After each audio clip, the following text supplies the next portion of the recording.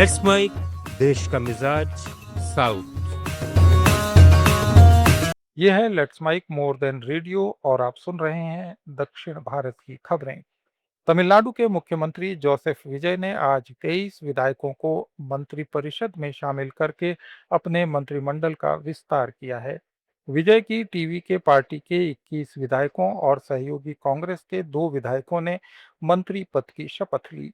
2 सहयोगी दल आईयूएमएल और वीसी के मंत्रिमंडल विस्तार का हिस्सा नहीं हैं। दोनों दलों के 2-2 विधायकों ने टीवी के सरकार के बहुमत पाने में अहम भूमिका निभाई थी। मंत्रिमंडल विस्तार के समय कांग्रेस विधायक राजेश कुमार ने मंत्री पद की शपथ लेते हुए कामराज, राजीव गांधी और राहुल गांधी की प्रशंसा की। इस पर राज्यपाल राजेंद्र विश्वनाथ अर्लेकर ने उन्हें टोका कि ये शपथ का हिस्सा नहीं है। தலைவர் காமராஜர் நாமம் வாழ்க, பாரத ரத்னா ராஜீவ் காந்தி நாமம் வாழ்க, மக்கள் தலைவர் ராகுல் காந்தி வாழ்க.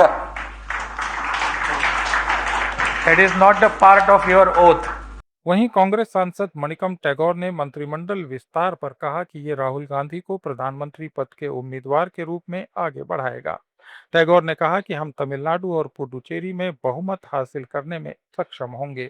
उन्होंने इन आरोपों को गलत बताया कि टीवी के सरकार स्थिर नहीं है। टैगोर ने कहा कि ये बहुमत वाली सरकार है और जनता के लिए काम करेगी।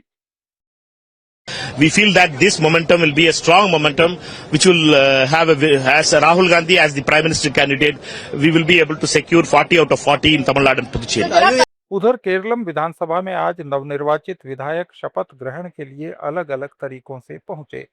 कुछ विधायक पैदल तो कुछ साइकिल या वाहनों से आए।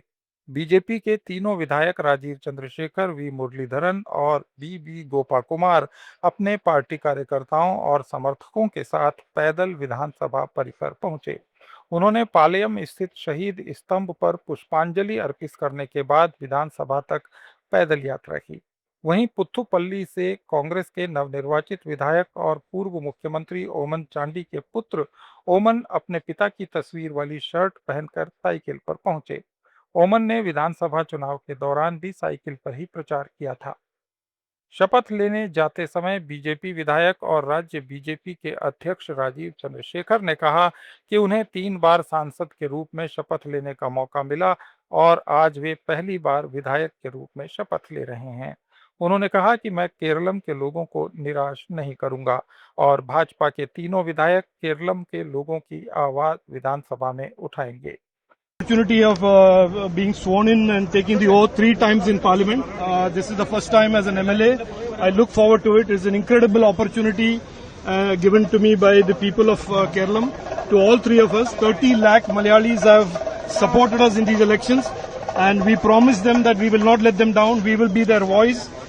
केरलम के मुख्यमंत्री वीडी सतीशन ने विधानसभा में विधायक के रूप में शपथ लेते हुए फिर से अपना पूरा नाम वदासेरी दामोदर मेनन सतीशन पढ़ा।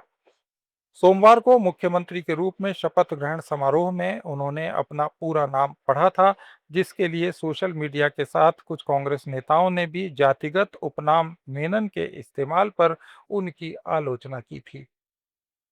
तेलंगाना के मुख्यमंत्री रेवंत रेड्डी ने प्रधानमंत्री नरेंद्र मोदी से संसद का विशेष सत्र बुलाकर लोकसभा में महिला आरक्षण विधेयक पेश करने की मांग की।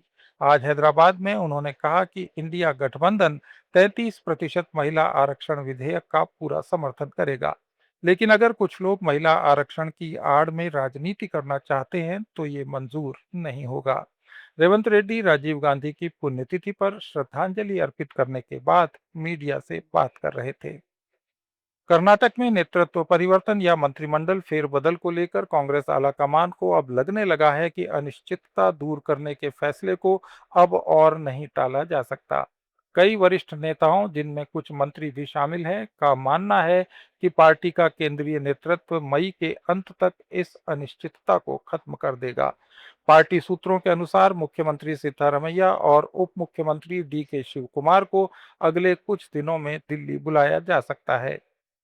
तमिलनाडु, कर्नाटक, केरलम, आंध्र प्रदेश, तेलंगाना, पुडुचेरी और अंडमान निकोबार की ताज़ा खबरों के इस बुलेटिन को रोजाना सुनने के लिए डाउनलोड करें लेट्स माइक ऐप। जुड़े रहिए लेट्स माइक के साथ।